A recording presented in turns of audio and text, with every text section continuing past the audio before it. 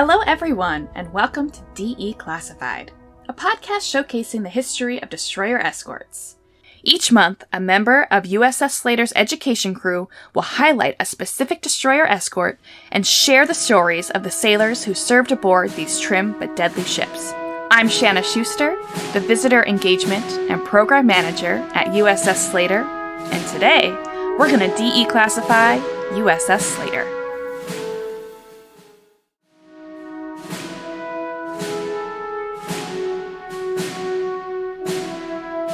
Now that you have a good idea of what a DE is, let's talk more about my favorite one, USS SLATER. I might be a little bit biased, but considering she is keeping me out of the Hudson River right now, I think she can safely hold on to that title. In the U.S. Navy, destroyers and destroyer escorts were named for individuals who had served with distinction and gave their lives in service of their country. USS SLATER is named in honor of Frank O. Slater.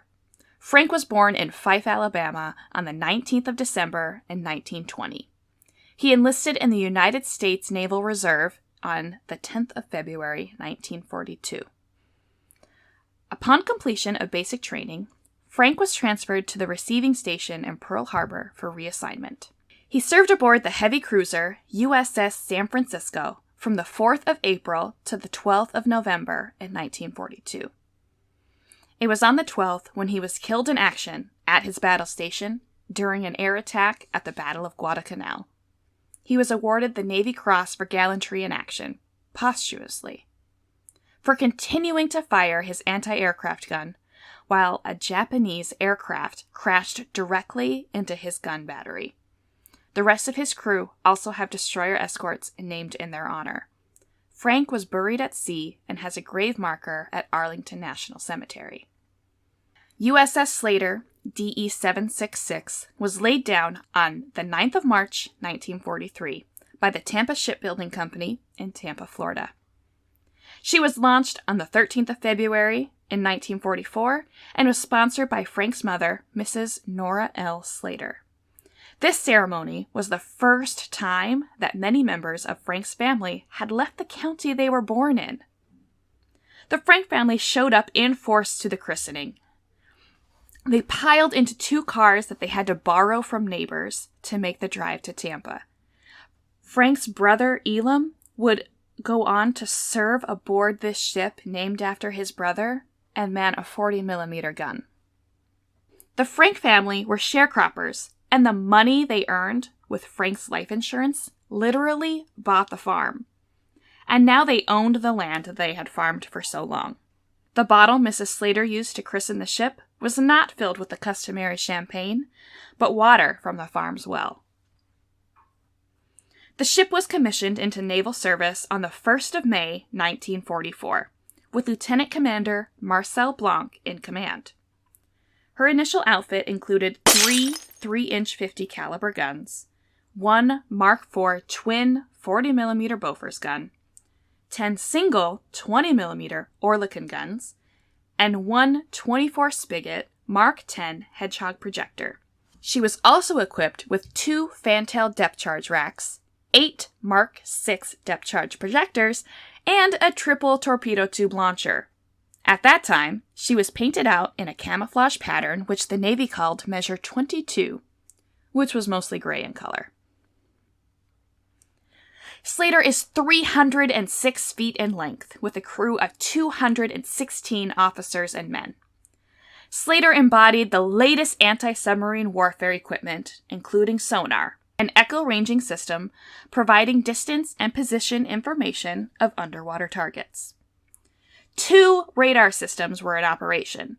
The surface search radar was dedicated to detecting surface targets, which was critical in locating submarines at night while they were using their radios and charging their batteries.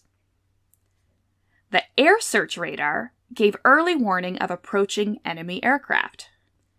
The primary anti-submarine weapons were the depth charges and the Hedgehog anti-submarine mortars. Slater has a light load displacement of 1,240 tons and a full load displacement of 2,000 tons. USS SLATER's power system is diesel-electric in design. she has 4 General Motors 16-cylinder diesel engines located in the forward and aft engine rooms. These engines power 4 Westinghouse direct current main propulsion generators. The generators, in turn, power 4 direct current DC motors that are coupled to the 2 propeller shafts, with 2 motors in tandem on each shaft. The 2 shafts turn the 2 6-foot diameter propellers. USS SLATER can develop 600 shaft horsepower for a top speed of 21 knots. Usual cruising speed is about 15 knots. Because SLATER has 2 rudders, she was very maneuverable.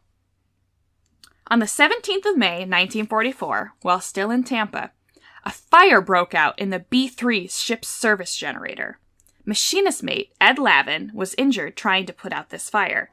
We talked to Ed many years ago, and this is what he had to say. I can still hear Rosie say, "Look out, whatever you're doing," and Singer went down, and next thing you know, the whole thing was all... I took a couple of CO2 bottles, first of all, I tried to get the engine to stop. The 268A was a straight 8 ship service generator engine, and it was very temperamental. If they got any amount of lube oil fumes in the crankcase, that thing would take off like crazy. And the only way we could really stop it quickly would be to open the Peck-Carson valve, relieve the pressure, and then they'd stop. So I had gotten 2 of them open, maybe 3, I don't know. But anyway, the fire was, by this time it went bang, and I can still see the skin peeling off my arm. And so I took the CO2 bottle, stuck it under the intake, and I think that was just about the last thing I can remember, because I kept trying to breathe and I couldn't breathe, and it was burning. To this day I have very poor taste. But I mean, that was the end. The next thing you know, I wound up in McDowell Field in the burn unit. That was the last that Ed saw of the SLATER until he visited in the late 90s and sat down for that interview with us. After the fire was taken care of, SLATER sailed for Bermuda to complete her shakedown cruise. A shakedown cruise is when ships and crews take time to train and ensure that all equipment is operational. Basically, they're going to work out all the kinks before they go out on an actual mission.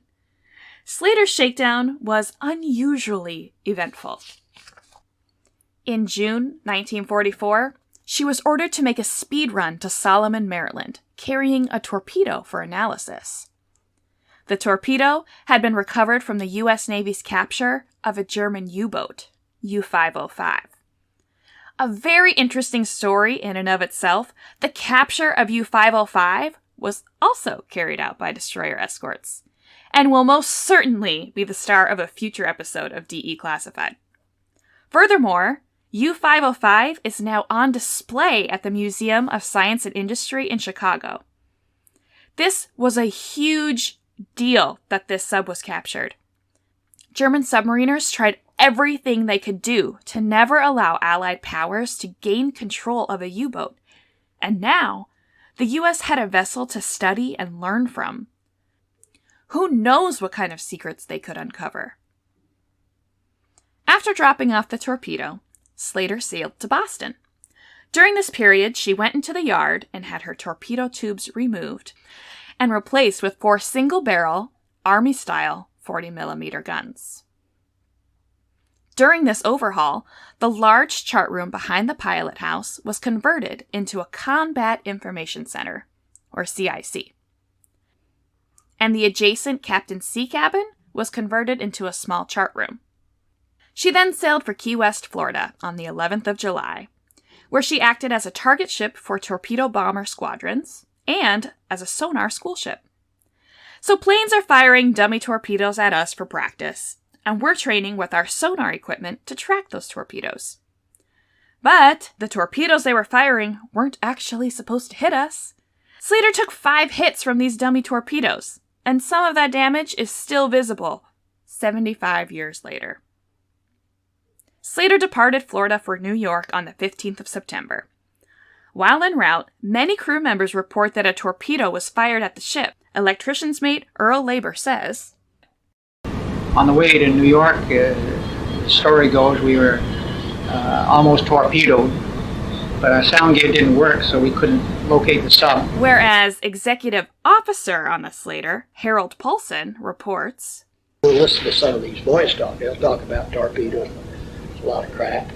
I never saw a sub. I never saw a torpedo. They'll tell you about the torpedoes. the crew may be divided on whether torpedoes were fired at Slater or not. The logbook makes no mention of a torpedo, but the ship went to general quarters, or their battle stations, at 12:36 a.m., and at 1:12 a.m., 2 depth charges were dropped. I guess we'll never know for sure if it was fired at a submarine or not. After all that action during Shakedown, Slater is finally available for duty. She began her escort duty by protecting 2 convoys to England during the remaining months of 1944. These convoys could be made up to 150 ships. DEs were responsible, as we learned, for protecting the convoy from U-boat threats. On the 4th of December, Slater made a sound contact, fired 2 Hedgehog salvos, and a depth charge pattern, but no evidence of a hit sub ever surfaced. To Slater's credit, and her sister ships, no ships were harmed during any of the crossings. In early 1945, Slater was again overhauled. She received the Mark 52 gun director with gunfire control radar for her 3-inch guns, and the associated gunfire control radar room on the flying bridge. She emerged from this overhaul painted in Measure 32 3D Dazzle Camouflage, which is the exciting paint scheme you can see her in today. It's very unique for a museum ship. From January to May 1945, she escorted 3 convoys to Wales. During that time, she depth charged several suspected submarine contacts, with no confirmed results. She also suffered storm damage when the gun shield of the No. 1 3-inch gun was torn away by waves, resulting in the flooding of the Chief Petty Officer's mess. In May and June of 1945, she was overhauled again at the Brooklyn Navy Yard. Based on the recent experience the Navy had gained from battling kamikaze aircraft in the Pacific, Slater's anti-aircraft armament was considerably augmented for her anticipated participation in the invasion of Japan. 2 Navy-style Mark IV twin 40mm mounts replaced her single-barrel Army-style 40mm guns. All her 20mm guns were replaced with twin mountings, and the 20mm gun tubs were cut down in height so that the guns could be depressed to fire at the expected Japanese suicide boats. She left the yard in solid navy blue Measure 21. On the 8th of June, she sailed from New York for San Diego, via Guantanamo Bay and Panama. She transited the Panama Canal on the 28th of June and arrived in San Diego on the 6th of July. 3 days later, the ship sailed for Pearl Harbor. From Pearl, she was routed via Anatowoc to the Philippine Islands. Slater supply officer John Agnew said this. Anyhow, we were going to be operating in the Pacific.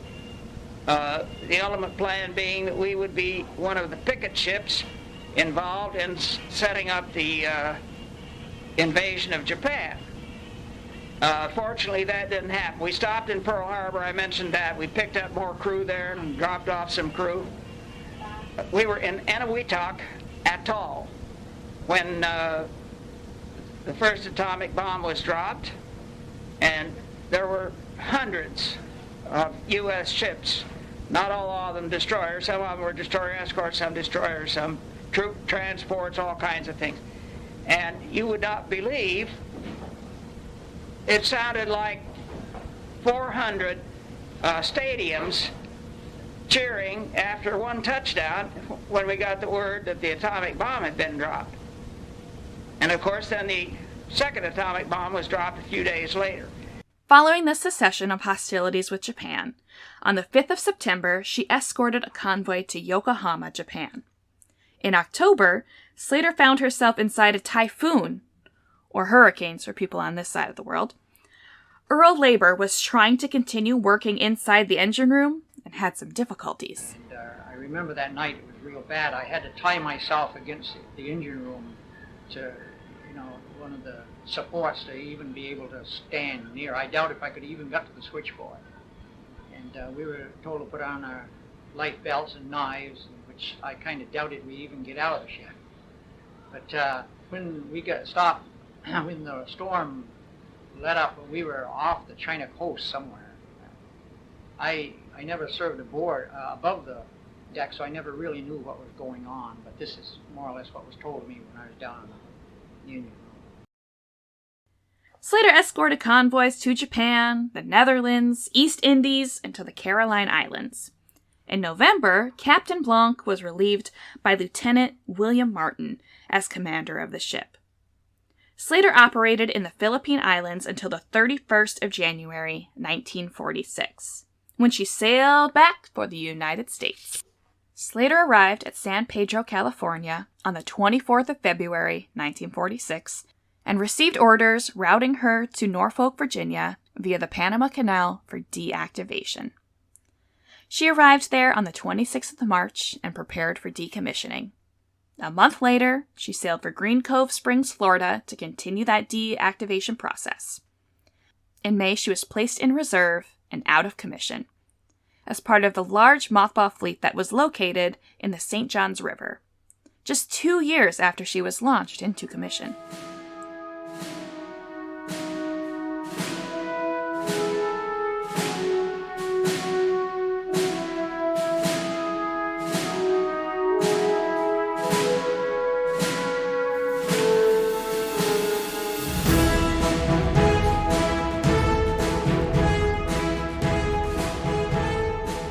But don't count Slater out yet.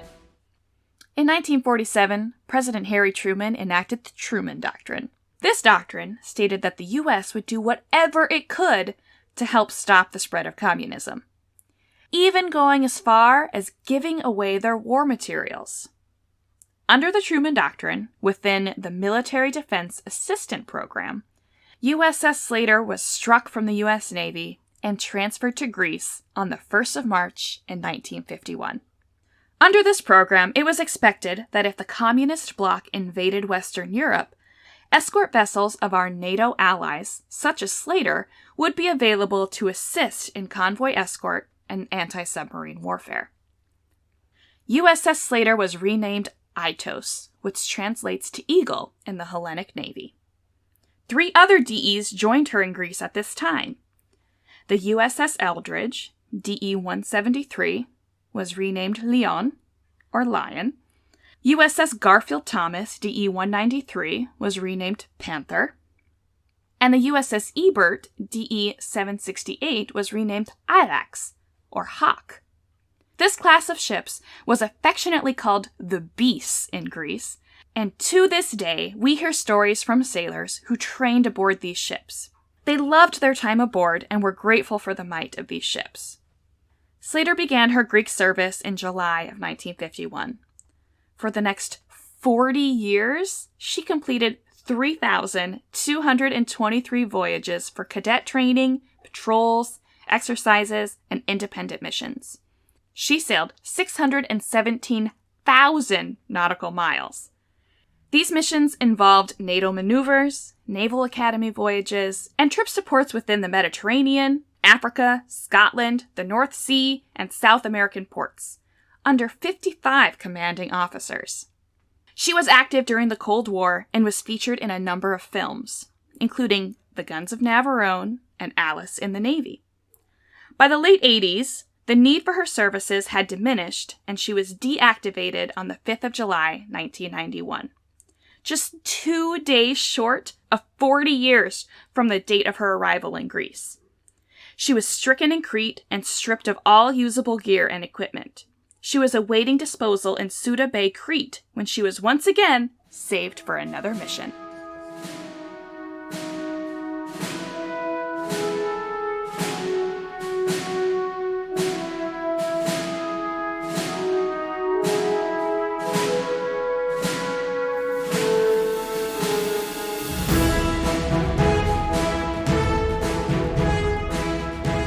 The third mission in Slater's timeline is obviously where we are today in the historic fleet as a museum ship.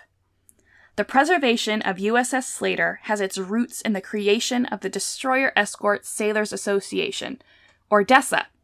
This organization is made up of the men and women who built DEs and the sailors that manned them, who left behind a legacy of pride in their service in their nation's time of need.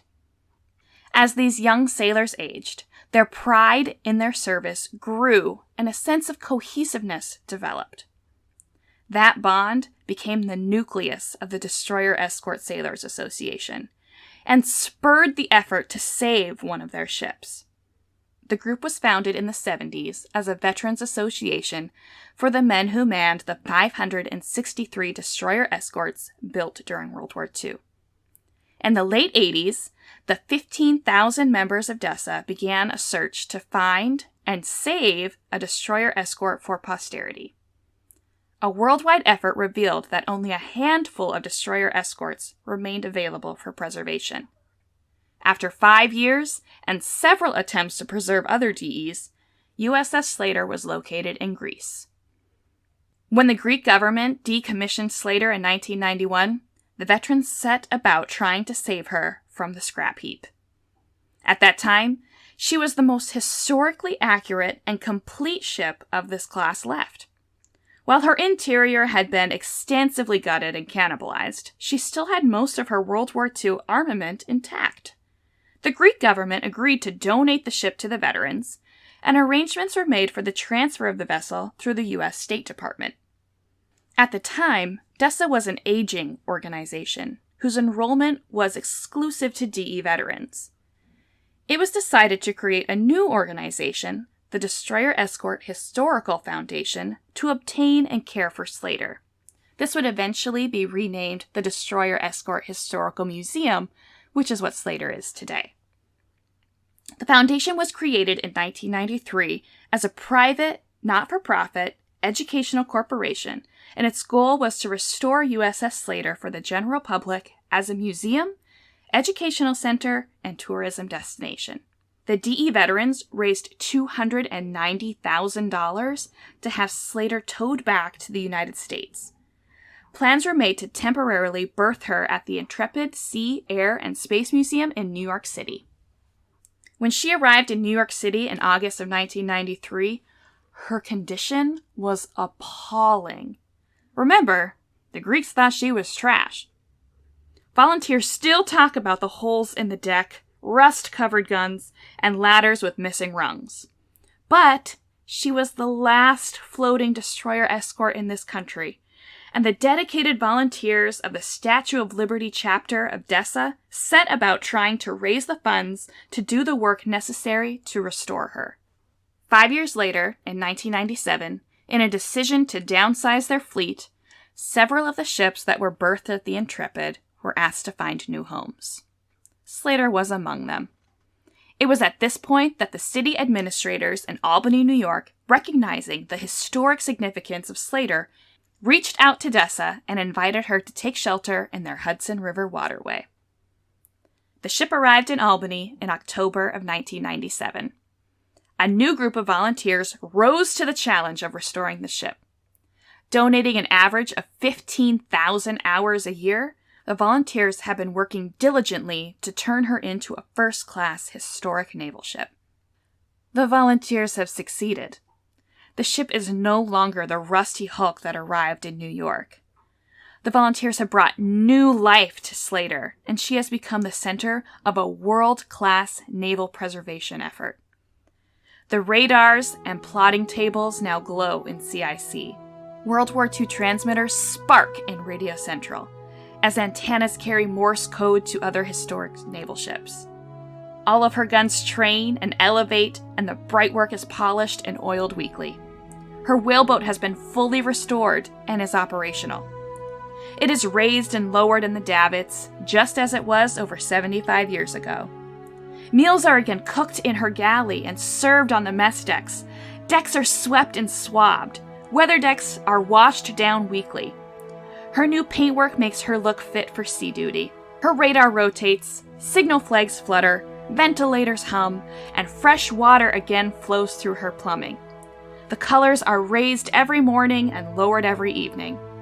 All of the missing equipment has been located and backfitted. She has been painstakingly restored to her 1945 configuration. She's a genuine time capsule of the period.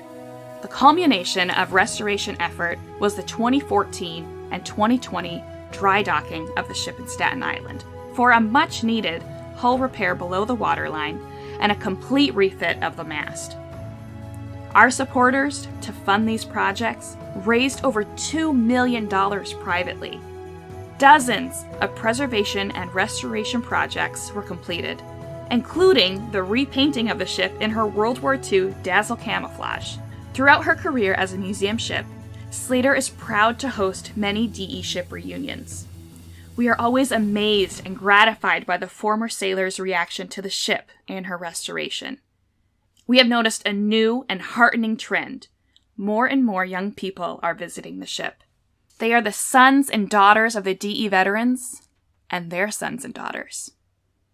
As with other famous American ships, like the Constitution in Boston, the Midway in San Diego, and battleships from coast to coast, the interest in historic ships does not wane. It only increases.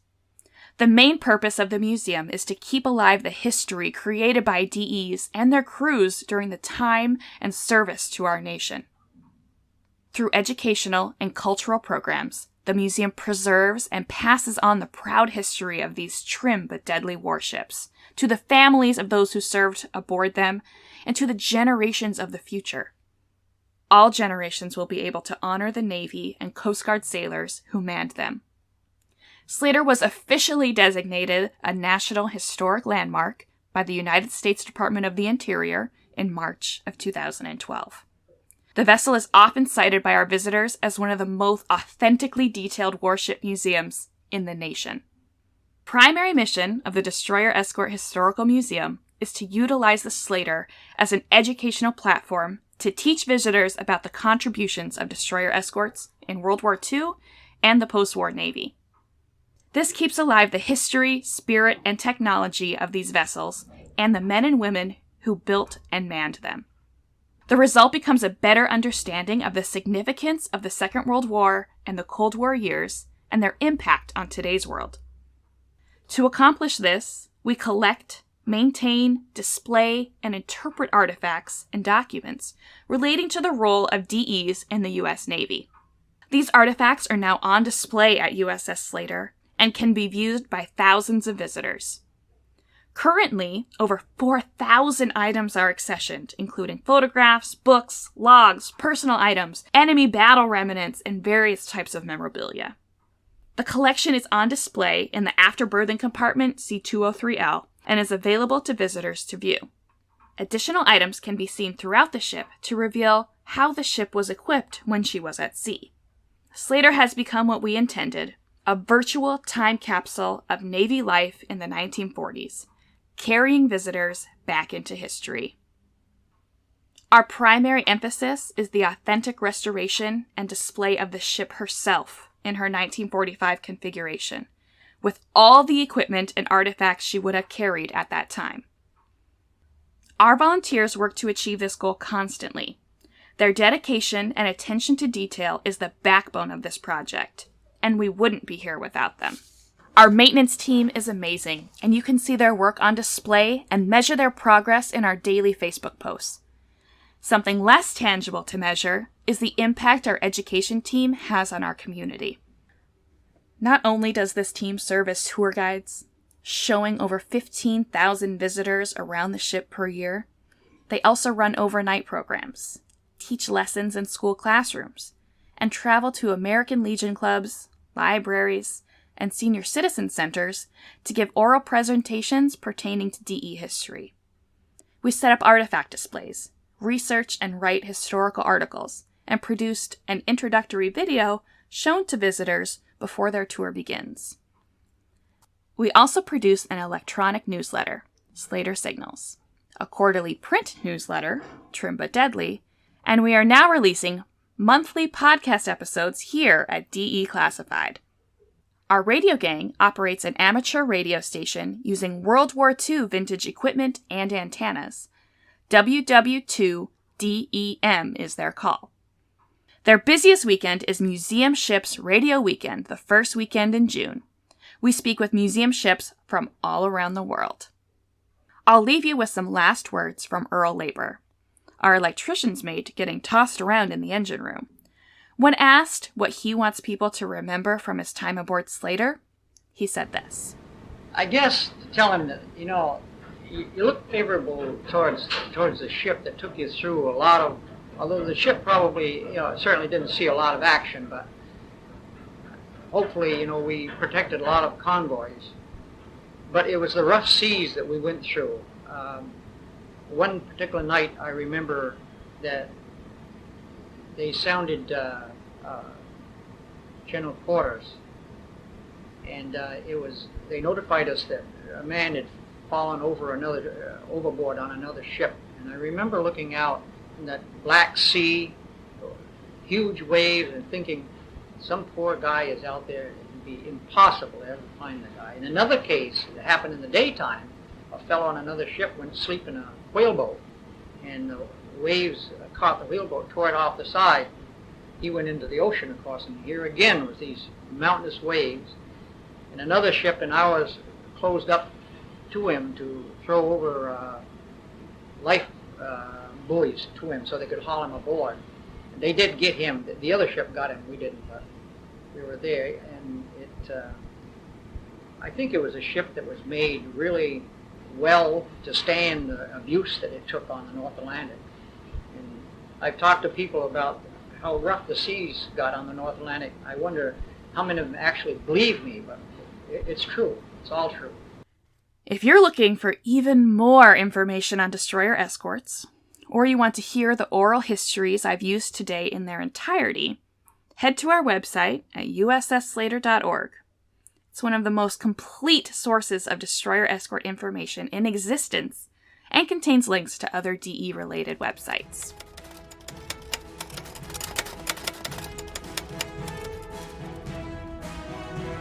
Thank you for listening to DE Classified. This podcast is brought to you by the Destroyer Escort Historical Museum aboard USS Slater.